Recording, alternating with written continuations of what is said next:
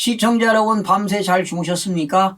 경제부동산의 김동수입니다. 지난 3일부터 5일까지 2021 전미경제학회 AEA 연례총회가 열렸습니다. 전미경제학회 AEA는 1885년에 설립된 미국을 대표하는 경제학회입니다. 정평이 있는 미국의 경제 석학들과 해외 학자들이 한데 모여 글로벌 경제 상황을 진단하고 향후 전개 방향을 예측하는 행사입니다. 이번 사태 경기 침체 이후 처음으로 열린 AEA 행사의 핵심은 두 가지가 되겠는데요. 첫 번째는 전 세계적으로 화두가 되고 있는 부채의 역습입니다. 지난해 전 세계 부채가 277조 달러, 우리나라 돈으로 30경 8천조 원에 이릅니다. 전 세계 경제의 불확실성은 심각한 수준이며 경제활동에 미칠 영향 역시 부정적입니다. 재무 상태가 허약한 신흥국들이 디폴트를 선언한 국가는 잠비아 등 6개국에 달하고 있습니다. 선진국이라고 해서 맘 놓고 있을 상황도 아닙니다. 단순 부채 규모로만 놓고 보자면 신흥국보다 오히려 선진국이 더 많이 부채가 늘었습니다. 가장 위험한 국가는 바로 미국입니다. 미국의 총 부채는 지난해 말 80조 달러에 육박합니다. 한국도 외외는 아니지요. 한국도 지금 국가부채라든가 기업부채, 가계부채가 무려 지금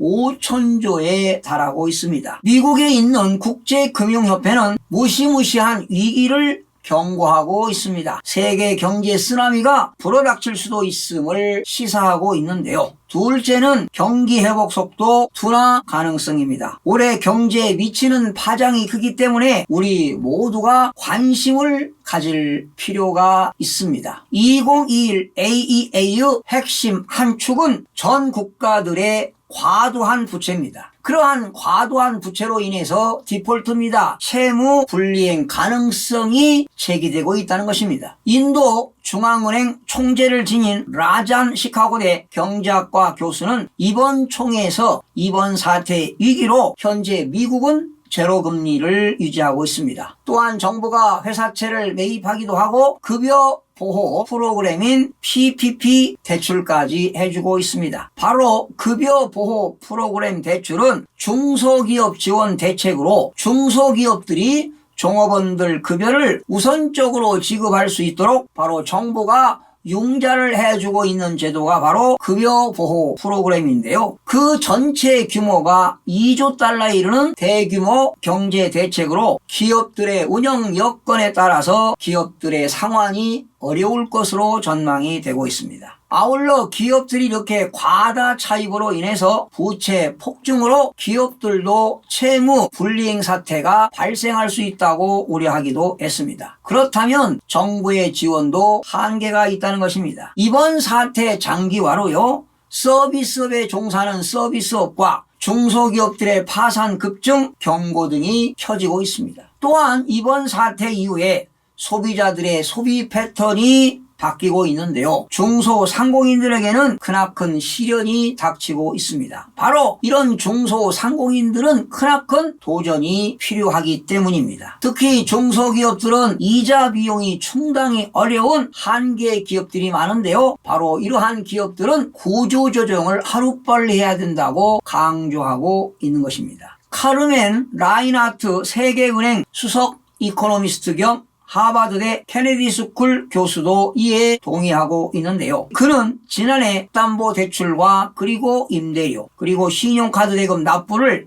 일시 유예받은 가구가 급증하고 있다고 말하면서 유동성 사이에 숨어있는 부실을 구별하는 데 주의해야 한다고 지적한 바 있습니다. 또한 지난 2008년 금융위기 때 문제가 된 에버그린 론을 다시 언급하기도 했습니다. 에버그린 론은 물타기라고 생각하시면 됩니다. 예를 들면 돈을 못 갚을 것 같은 이들에게 이자를 포함해서 다시 대출을 더해주는 것입니다. 그러다 보니까 마치 연체가 없는 것처럼 보이지만 결국 채무자들이 채무 불이행으로 크나큰 금융기관의 손실이 확대되고 있다고 지적했습니다. 특히 이번 사태로 달러와 기축통화주의가 흔들릴 수 있다고 주장하기도 했습니다. 또한 2001년도에 노벨 경제학상 수상자인 조지프 콜롬비아대 교수 역시 기업들의 파산이 빠른 경제 회복을 방해할 것이라고 우려하기도 했습니다. 그렇죠. 아무래도 기업들이 파산되게 되면 경제 회복이 크나크게 위축될 수밖에 없는 것 아니겠습니까?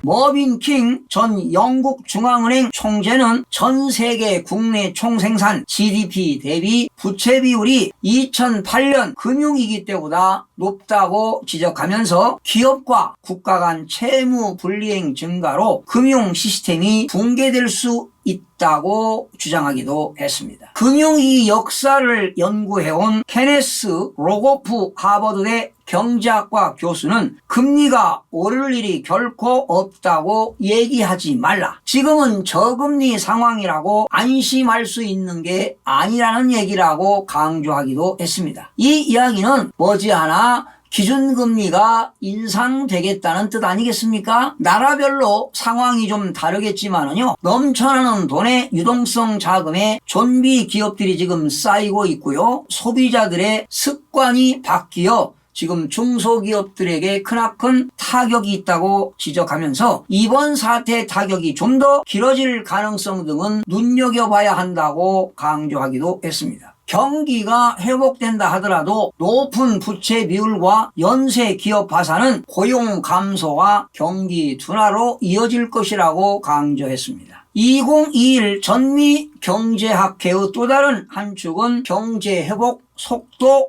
둔화 가능성입니다. 백신이 나오면서 미국만 해도 1, 4분기 전망치가 올랐죠. 그러나 석학들의 고민은 좀 더 중장기적인 부분이라고 해석하면서 경기라는 게 잠깐 올라갔다가 다시 가라앉을 수도 있고 올해 전체적으로 봐서 큰 기대에 못 미칠 수 있다고 주장했습니다. 역시 내년 이후에도 상황이 동일할 것이라고 하면서 역시 악순환의 연속이라고 지적했습니다. 그러면서 회복되지 않고 경기가 살아나지 않는다면 부채의 시한폭탄은 더 빨리 터질 수도 있다고 주장했습니다. 재무부 장관을 지낸 레리 서머스 하버드대 교수는 이번 사태 이후 저축률 증가 가능성을 거론하며 2008년 때처럼 장기 침체가 될 것이라고 전망했습니다. 도미니크 살바토레 교수 역시 이번 사태 이후 세계 경제 회복 속도가 느려질 수 있다며 6가지 리스크 요인을 제시했습니다. 첫 번째는 글로벌 금융위기 때보다 더욱더 깊은 침체 속으로 빠져들 것이다. 두 번째는 계속되는 고령화 사회를 지적했고요. 세 번째는 이러한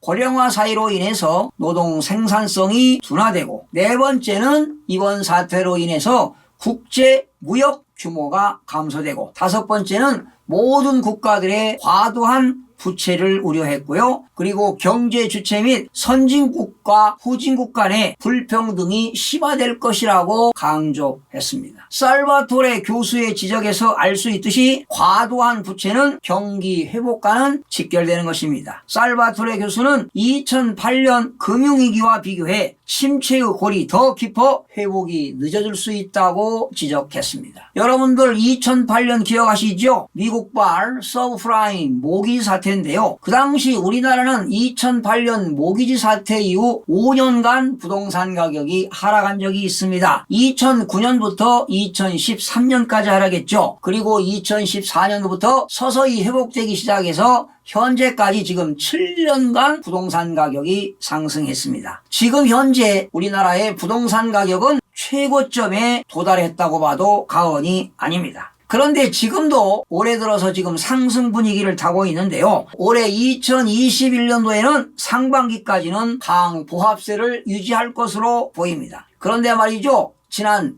8월에 임대차 2법 시행으로 지금 전세가가 상승하고 있는데요. 이렇게 전세가가 상승하게 되면 당연히 매매가도 상승할 수밖에 없는데요. 이번 사태 장기화와 세계 경제의 불확실성에 따라 반드시 침체기를 거쳐서 하락기가 반드시 오게 되어 있습니다. 세계은행이 5일 올해 세계 경제 성장률 4.0%로 하향 조정했지요. 지금 이렇게 하향 조정한 것은 시시각각으로 변하고 있는 이번 사태 재확산을 반영한 결과물이라고 보여지네요. 카르멘 라인하트 세계은행 수석 이코노미스트는 경기 회복의 기준은 1인당 소득이 이번 사태 침체 이전으로 돌아가는 것이 관건이라고 주장했는데요. 지난 2008년 미국발 서브프라임 모기지 이후에 이전으로 돌아간 것이 5년이 걸렸는데요. 이번 사태로 인해서 경기 침체가